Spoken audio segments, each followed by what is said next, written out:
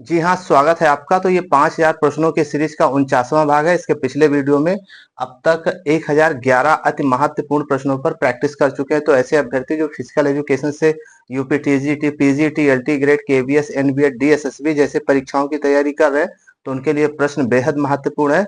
और जिन्होंने ये वीडियो मिस किया है तो प्लेलिस्ट में जा करके उन तमाम महत्वपूर्ण प्रश्नों पर अभ्यास कर सकते हैं। आइए हम और भी महत्वपूर्ण प्रश्नों पर प्रैक्टिस करें। प्रश्न नंबर 1012 है कि खसरा यानी मीजल्स जो बीमारी फैलता है किसके द्वारा फैलता है? वायरस के द्वारा, कवक के द्वारा, परजीवी के द्वारा या फिर जीवाणुओं के द्वारा? किसके द्वारा फैलता है? तो ये वायरस के द्वारा होने वाला रोग है। राइट, वायरस या विषाणु भी कह सकते हैं। प्रश्न नंबर 1013 है कि गलसुआ रोग यानी कि जो मम्प्स रोग है वो फैलता है किसके द्वारा? सही जवाब क्या होगा? वायरस के द्वारा फैलता है। क्लियर। चलिए प्रश्न नंबर 1014 है कि अभिप्रेरणा का मूल प्रवृत्ति सिद्धांत किसने दिया था? तो सही जवाब क्या होगा? मैकडूगल। मैकडूगल। राइट। चलिए प्रश्न नंबर 1015 है कि प्रेरणा कितने प्रकार की होती है? तो प्रेरणा मुख्य रूप से दो प्रकार की होती है, एक आंतरिक प्रेरणा और एक जो है बाह्य प्रेरणा होती है। प्रश्न नंबर 1016 है कि प्रणोद न्यूनता सिद्धांत किसने दिया था? तो इसका सही जवाब हो जाएगा कि क्लार्क हल। किसने? क्लार्क हल ने दिया था। राइट। चलिए प्रश्न नंबर 1017 है कि शास्त्रीय सिद्धांत किसने दिया? अगर ये पूछा जाए कि शास्त्रीय अनुबंध सिद्धांत किसने दिया था तो वो हो जाएगा आपका पावलोव। जबकि ये शास्त्रीय सिद्धांत, तो इसका सही जवाब होगा ये, इसका सही जवाब होगा ये सिद्धांत दिया था प्लेटो ने। राइट। चलिए प्रश्न नंबर 1018 कि सबसे पुराना सिद्धांत कौन सा है? तो इसका सही जवाब होगा शास्त्रीय सिद्धांत। शास्त्रीय सिद्धांत ये सबसे पुराना सिद्धांत है। राइट।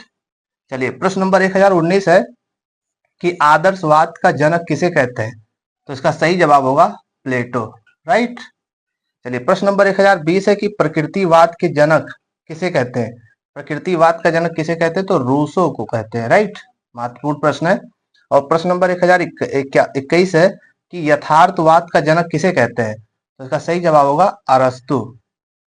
अरस्तु को यथार्थवाद का जनक कहा जाता है। प्रश्न नंबर 1022 है कि हंसली की हड्डी जिसको क्लेविकल बोन्स कहते हैं, इसके अलावा इसको और क्या कहते हैं? तो इसको सही जवाब होगा कि कॉलर बोन्स के नाम से भी जाना जाता है इसे। राइट, कॉलर बोन्स भी कहते हैं। राइट। चलिए प्रश्न नंबर 1023 है कि स्केपुला हड्डी का दूसरा नाम क्या है? स्केपुला हड्डी को और किस नाम से जाना जाता है? तो सही जवाब होगा बिग बोन्स। क्या बोलेंगे?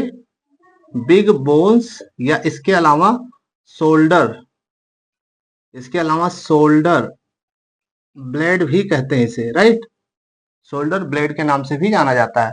प्रश्न नंबर 1024 है कि कूल्हे की हड्डी को क्या कहते हैं? कूल्हे की हड्डी को क्या कहते हैं? तो इसको बोलते हैं पेल्विक। क्या बोलते हैं? Pelvic bones. राइट। चलिए प्रश्न नंबर 1025 है कि घोड़े के हड्डी के आकार की हड्डी को क्या कहते हैं? कौन सी ऐसी हड्डी होती है जो घोड़े के आकार की हड्डी होती है? तो उसको बोलते हैं hyoid. Right, hyoid bone. Right. चलिए प्रश्न नंबर 1026 है कि बैट, बैट मतलब बल्ला जो होता है, बैट स्ट्रक्चर्ड, ठीक है, बोन्स किसे कहते हैं? कौन सा ऐसा बोन्स होता है जो बैट के स्ट्रक्चर का होता है, बैट के संरचना का होता है? तो इसका सही जवाब होगा स्फेनाइड। स्फेनाइड बोन्स। राइट। चलिए प्रश्न नंबर 1027 है कि कलाई की हड्डी को क्या कहते हैं? कलाई की हड्डी को क्या कहते हैं? सही जवाब कार्पेल। Right, carpel. ठीक। चलिए प्रश्न नंबर 1028 है कि एड़ी की हड्डी को क्या कहते हैं? एड़ी की हड्डी को क्या कहते हैं? कैल कैनम। क्या बोलते हैं? कैल कैनम। ठीक। चलिए प्रश्न नंबर 1029 है कि सिन बोन कहते हैं किसको? सिन बोन किसे कहते हैं? टीबिया को। क्या जवाब होगा? टीबिया। राइट। चलिए प्रश्न नंबर 1030 है कि फिबुला को क्या कहते हैं? फिबुला को क्या कहते हैं? तो इसको कहते हैं कॉफ बोन। राइट, क्या बोलते हैं? कॉफ बोन। ठीक। चलिए प्रश्न नंबर 1031 है कि मेरुदंड जिस छिद्र से गुजरती है उसको क्या बोलते हैं? मेरुदंड यानी स्पाइनल कॉर्ड जिस छिद्र से गुजरती है उसे क्या कहते हैं? बताएं। तो इसका सही जवाब होगा 4 मैग्नम। ठीक। चलिए प्रश्न नंबर 1032 है कि हड्डी के अंदर जो अस्थिमज्जा होता है, वो जो पदार्थ होता है वो किस प्रकार का पदार्थ होता है? तो वो होता है अस्पंजी पदार्थ। कैसा होता है?